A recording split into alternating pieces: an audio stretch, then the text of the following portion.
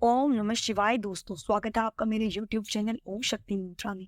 दोस्तों, आज की वीडियो में मैं आपसे शेयर करूंगी कि सावन मास की पहली मासिक शिवरात्रि कब आ रही है, किस तरह से इस दिन भगवान शिव का पूजन करना चाहिए, कैसे सावन की पहली शिवरात्रि का व्रत धारण आपको करना है। तो बने रहे मेरे वीडियो में आखिरी तक, और मेरे वीडियो में आगे बढ़ने से पहले मेरे वीडियो को लाइक करें, शेयर करें और चैनल को सब्सक्राइब कर लें, ताकि आपको मेरी नई नई वीडियोस की नोटिफिकेशन सही समय पे प्राप्त होती रहे। दोस्तों, सावन का महीना शुरू हो चुका है और सावन के महीने में पड़ने वाली शिवरात्रि का बहुत ही ज्यादा अधिक महत्व है। माना जाता है शिवरात्रि पर मात्र जल चढ़ाने का ही अपना महत्व है, और साथ ही इस दिन विशेष रूप से अगर आप व्रत धारण करते हैं, यह तो अत्यंत ही श्रेष्ठ है। अगर किसी कारणवश नहीं व्रत धारण कर पा रहे, तो आप भगवान भोलेनाथ की सामान्य पूजन भी कर सकते हैं। देखिए दोस्तों, सावन का महीना भगवान भोलेनाथ का प्रिय महीना है। इस महीने में शिव जी की भक्ति का फल जल्दी मिलता है और शिवरात्रि हर महीने पड़ती है, जिसे मानसिक शिवरात्रि कहा जाता है।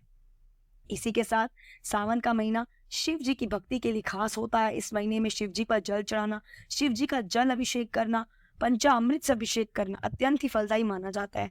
और सावन की शिवरात्रि कृष्ण पक्ष की चतुर्थी के दिन पड़ती है, और इस साल की जो मानसिक शिवरात्रि यानी कि सावन की पहली शिवरात्रि है, वो 15 जुलाई 2023 शनिवार के दिन पड़ेगी। और साथ ही इसी को मानसिक शिवरात्रि भी कहा जाता है।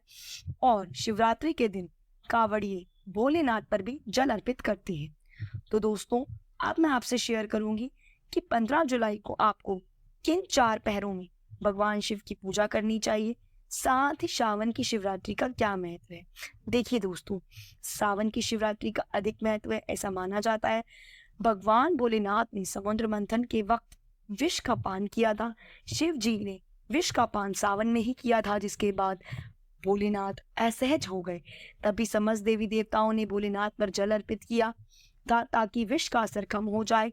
जल डालने पर भोलेनाथ के शरीर से विष का असर खत्म हो गया था। ऐसा माना जाता है कि शिवरात्रि का दिन भी बहुत ही खास होता है, इसीलिए भगवान शिव का विशेष रूप से जल से अभिषेक जरूर करना चाहिए।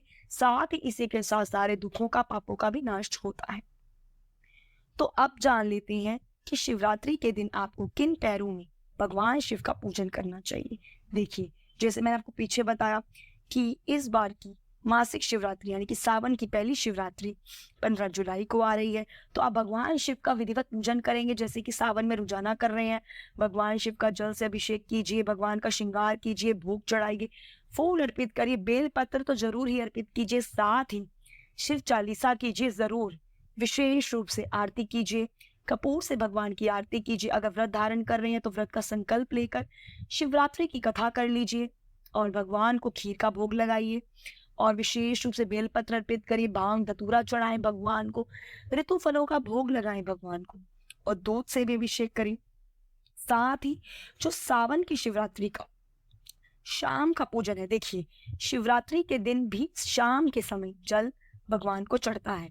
तो यानी कि शाम के समय आप क्या करेंगे, इसका मैं आपको विशेष मुहूर्त बता देती हूँ। देखिए, शाम को क्या करेगा, भगवान शिव की जो पूजा होती है 4 पहर में की जाती है शाम को। यानी कि सावन की शिवरात्रि का जो प्रथम पहर की पूजा का समय है, वो शाम 7 बजकर से लेकर 21 मिनट से शुरू होकर रात 9 बजकर 54 मिनट तक रहेगा। इसके बाद जो दूसरा पहर है, वो रात को 9 बज के 54 मिनट से लेकर रात 12 बजकर 27 मिनट तक होगा। और तीसरा पहर की पूजा होगी रात 12 बजकर 27 मिनट से शुरू होकर सुबह 3 बज के तक। उसके बाद आप चतुर्थ पैर यानी कि चौथे पैर की पूजा करेंगे सुबह 3 बजे से शुरू होकर सुबह 5 बजकर 33 मिनट तक। इसके बाद आप इन चारों पैरों में विशेष पूजा भगवान शिव की कर सकते हैं। और यदि व्रत धारण करते हैं, ये तो अत्य ही उत्तम है, क्योंकि सावन में अगर आप जितना सोमवार के पूजन का महत्व है, उसी दौरान मासिक शिवरात्रि के दिन का भी पूजन का बहुत ही ज्यादा महत्व है। और साथ ही विशेष रूप से मासिक शिवरात्रि के दिन प्रदोष का व्रत भी धारण आप कर सकते हैं, क्योंकि प्रदोष भी इस दिन आ रहा है। तो जो लोग प्रदोष धारण करते आ रहे हैं पहले से, वो प्रदोष को धारण करेंगे। और अगर जो लोग मासिक शिवरात्रि का व्रत करना चाहते हैं, वो लोग भी कर सकते हैं। और साथ ही आप दोनों व्रत भी अगर धारण करते हैं, तो उसकी पूजा भी आपको एक साथ आप कर सकते हैं, लेकिन आपको जो कथा है वो आपको अलग अलग करनी होगी। तो आप इस बात का ध्यान रखें कि सावन की जो पहली मासिक शिवरात्रि है बहुत ही ज़्यादा फलदायी है, क्योंकि हम साल में सावन की पहर का इंतज़ार करते हैं, लेकिन जो जो रोज़ाना भक्त भगवान शिव की पूजा करते हैं उनको कोई परेशानी नहीं, क्योंकि सावन का महीना एक ऐसा महीना है जो आपकी कोई ऐसी विशेष मनोरथ है जो नहीं काफ़ी समय से पूरी हो रही, जो आपके कार्य रुके हुए हैं, विवाह में कुंवारी कन्याओं की अगर बाधा है, तो ऐसे में तो सावन का व्रत, सोमवार का व्रत आपको ज़रूर धारण करना चाहिए। साथ ही मासिक शिवरात्रि पर भगवान शिव का अभिषेक करना चाहिए, जल अभिषेक। आप भगवान का श्रृंगार कर सकते हैं, भोग चढ़ा सकते हैं, ऋतु फल चढ़ा सकते हैं, बेलपत्र तो ज़रूर ही चढ़ाएँ। साथ ही भगवान की आरती करें, जैसे मैंने पीछे बताया चालीसा करें, और विशेष मंत्रों का उच्चारण करते रहें, जैसे कि ओम नमः शिवाय, श्री शिवाय नमस्तुभ्यम। इन मंत्रों के जाप से आप पर विशेष कृपा भगवान शिव की होगी। सच्चे मन से प्रार्थना करें, सच्चे मन से कोई भी कार्य करें, वो ज़रूर ही फल लाता है। तो ऐसे ही आप सावन की मासिक शिवरात्रि, जो पहली शिवरात्रि है, इस पे विशेष पूजन भगवान शिव का करें। साथ ही कुछ नियमों का ध्यान रखें, जैसे कि धार्मिक मान्यताओं के अनुसार व्यक्ति जो अगर व्रत कर रहा है या नहीं कर रहा है, उसको सावन के महीने में सात्विक भोजन ग्रहण करना चाहिए, प्याज लहसुन आदि नहीं खाना चाहिए, मांस मंदिरा का त्याग करना चाहिए। सावन में भगवान शिव की ज्यादा से ज्यादा आराधना करें, साथ ही माँ गौरी की भी आराधना करें। जिन कुंवारी कन्याओं का, जैसे मैंने पीछे बताया, विवाह नहीं हो रही, तो माँ गौरी को श्रृंगार अर्पित करें, लाल चुनरी चढ़ाएं, कुमकुम का तिलक करें और भगवान शिव का चंदन से तिलक करें।